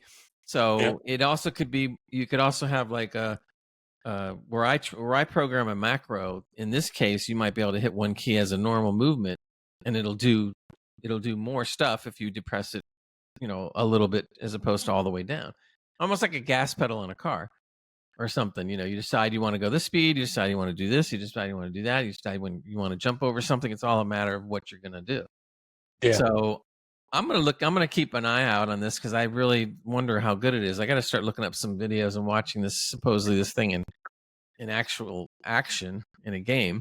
But hey, if there's something new out there with the keyboard, I'd like to see it, only because I didn't really think about this before. Great. Have you ever heard of this Hall effect sensor before? Is this new to you, or have you heard of it before? Totally new to me. I have no clue what this was about. You see it more in the console space. It literally, I might be wrong here, I think it's more of a magnetic system. So you would get, for example, the Nintendo Switch with its little Joy-Cons and little thumbsticks. Right. You would get drifting, which, if you're thinking bloody Tokyo Drift, the movie or something, Fast and the Furious, you're wrong. It's more, if you were to just not press anything, and your character starts slowly moving to the left and the right without you pushing anything, it's because it's wear and tear of the ball bearings of the thumbsticks. Right. So if you've got a good controller, you have Hall effect thumbsticks. And this means that, in theory, there should never be any unwanted character movement or action. They should just stay put. And it also extends to buttons and trigger buttons and things like that. I didn't think it would extend to keyboards, but that is kind of genius. Well, it's funny when you mention console, because somewhere in the article he touches on a little bit of what you said. So, and I've only used controller very rarely because I don't like them, but I get what you're saying. So because when you're using the little joy or the thumb joysticks, whatever, the more you move it over to the right or to the left, the more the character runs, faster, slower. So I guess apparently they're taking the same concept into a keyboard, which would interest me only because it's different. And if I can get that kind of movement without having to have a controller, that might bring another level to the game, maybe. I don't know. It's kind of more accurate at the same time as well. So you could potentially just half press a key and it might do something different from, think of like a fancy camera where you hold a button in for like Matt's got the iPhone 16. It's got the camera control button. Yes, Apple, I said button at the end. They seem to have a problem with that. The camera control button, you hold it in. It's a haptic thing. It's not an actual button. Yeah. It's like a trackpad or something. You hold it in a little bit, it will focus, completely push it in, it takes the picture. So it's kind of that the keys may do something similar here, Gray. And the thing is, mechanical keyboards are best for gaming, in my opinion, but I don't like the ones that are very, very noisy and clicky and clacky. I hate that. It's I'd rather annoying. Go for something, and I always get confused of what colour bloody keys. You get red cherry and bloody cherry pie Yeah, and there's banana brown toffee, cherry, and I red don't know. cherry. Yeah, I know. But I don't know what each of them do. All I know is I want one that's in the middle, That's what I did. or one that's quiet.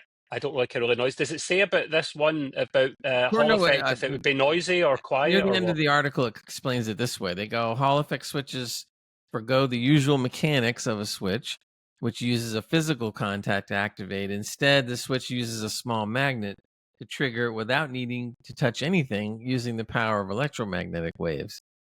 So they're saying that actuation being a term that refers to the key being activated, the precise moment that it happens is known as the actuation point. Yeah. For regular mechanical switches, it's predetermined. In other words, when you push the key, it does whatever it's going to do, and that's all it'll do. But apparently, with the Hall effect or magnetic, that all changes now, and it doesn't necessarily. Your key is not just determined on one thing; it can be determined on possibly multiple things. The only thing I could see, not a downside, but the only thing that would be different about a keyboard like this is the learning curve is going to be could be steep, because you're so used to banging on the keyboard and banging the keys out, and that you're going to want to do that, and with the Hall effect keyboard, that you're defeating the purpose. So I would love to have one just to mess with it. But yeah, I can imagine you're gonna get pretty wiped out in a game until you get used to how you do it. Yeah. And if you press multiple keys at the same time, what happens as well? There's no wear and tear, or very little, so it should be a lot better. As Scythe says here in chat, the orange switches are the quiet version. So there you go. Thank you. It's an education for me. They're the ones I like. I'm sure I used to have a Razer Synapse, which was in the middle. And the one I've got at the moment is it's the Logitech Lightspeed wireless one that I discussed pretty recently, and I like it. It's not too clicky; it just does the job. Some people like the really clicky ones, but see, when we're doing podcasting, it's a son of a because you have to turn on cancellation to cut that out, and turning on cancellation is a problem for not picking up certain things when we're podcasting. So ideally for us, not having a really clicky keyboard is actually a good thing. All right, great. Interesting article, my man. I'd you have like to another try one as well, I that. believe. Yeah, You would. I think I'm gonna have to talk to this company and see if we can snag a keyboard. Absolutely, yeah. If I we're mean, some lucky. games that I'd play that I'm like would suit, because when like they're keyboard only games and they're first person sim military things, so you get like the happy medium rather than you can run or you can walk, sort of thing. It'd be nice to have that gradual thing as you push down rather than having to scroll things. Yes. So yeah, I'd be interested in that. Yeah, so would I be when it retrospect. comes So out. yeah, Watch if the this price space. is right too. Yeah, If the price is right. So I good. think the price is pretty decent for that kind of a keyboard. bad, Mine that does so much. I get it. I'm curious. I want to find out whether not only is it electromagnetic, that's fine, but can it still be programmed the way my keyboard is? If I can, I would assume you probably get more out of it. And then that makes it more interesting to me because I could do both. Boys, apologies, I'm conscious of the time. We do have time to fit everything in. Don't worry, we just can't waffle too much. This other thing from Gray is pretty interesting about rubbish bins, garbage trucks. What the hell's going on here, Gray? Yeah, and the last story I was going to do, we can wait because we can jump into the quiz. We'll talk about that next time. But I'll go ahead and talk about the garbage truck guy because that's quick and it was funny. We got 15 minutes, all good. So apparently this guy decides that I don't know what he was doing with the trash to begin with, but apparently he was rummaging through. He was a garbage truck driver. Excuse me. So apparently, I guess in the middle of this, he noticed something, and apparently he found a computer. Now, a lot of times you find a computer, people throw them away. There's got to be something wrong. It's not gonna really work. But apparently, he found this thing, and it did work. But it was a 32-core AMD Ryzen Threadripper 3970X. And that chip, when it first came out, cost $2,000. Okay. And 32 gigabytes of DDR4 RAM and RTX 2080 Ti.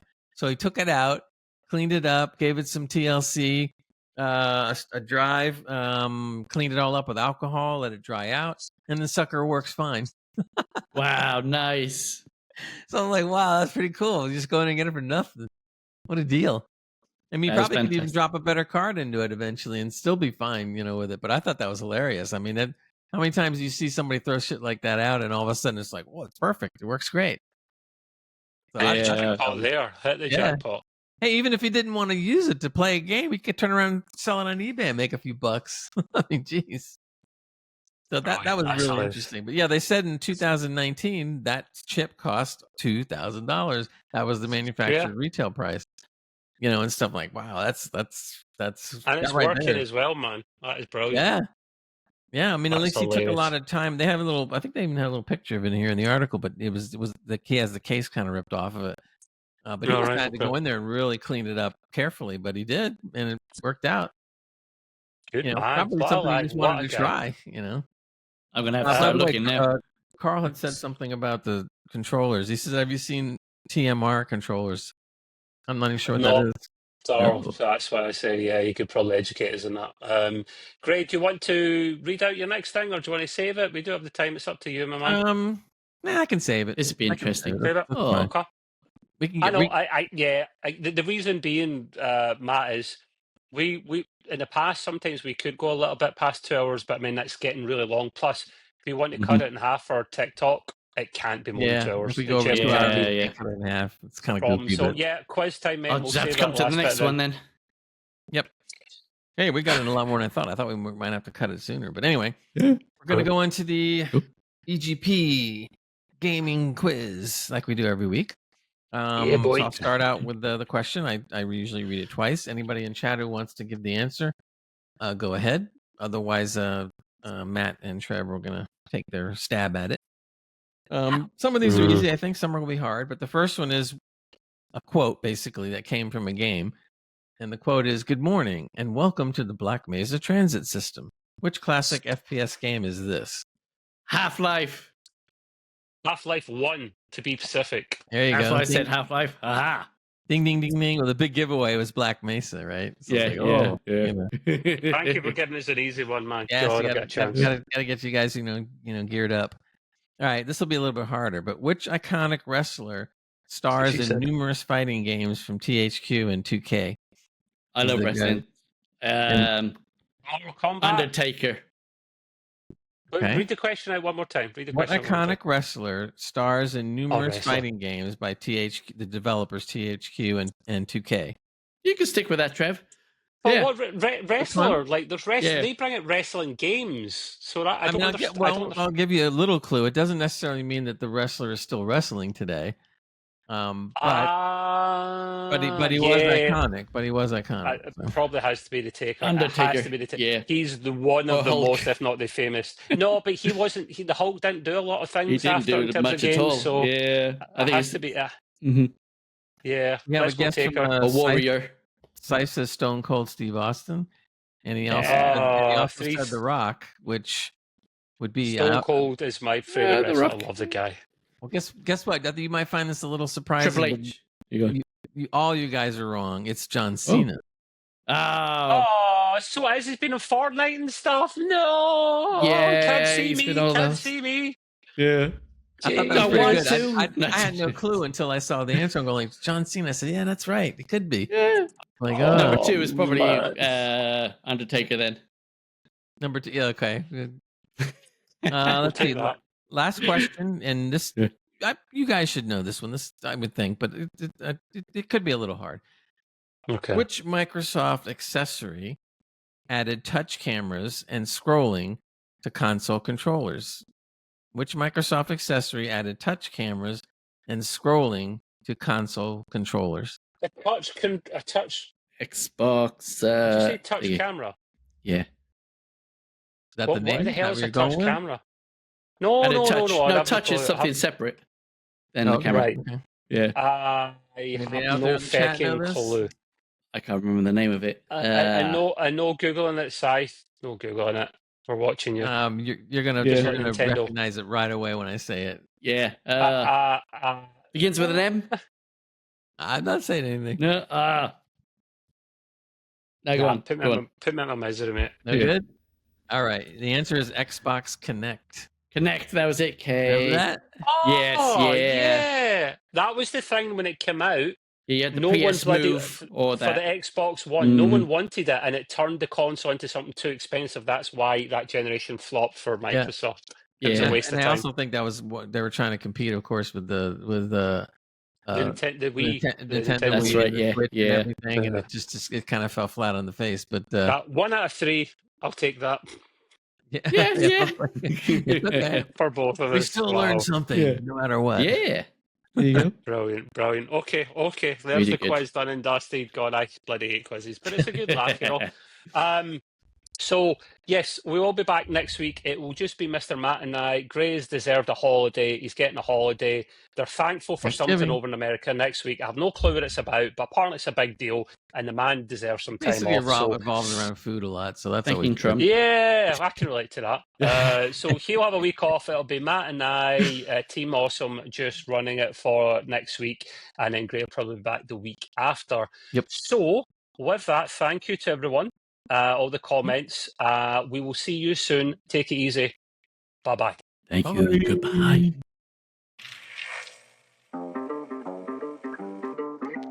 I don't want to set the world on fire. I just want to start a flame in your heart. In my heart I have but one desire, and that one is you. No other will do.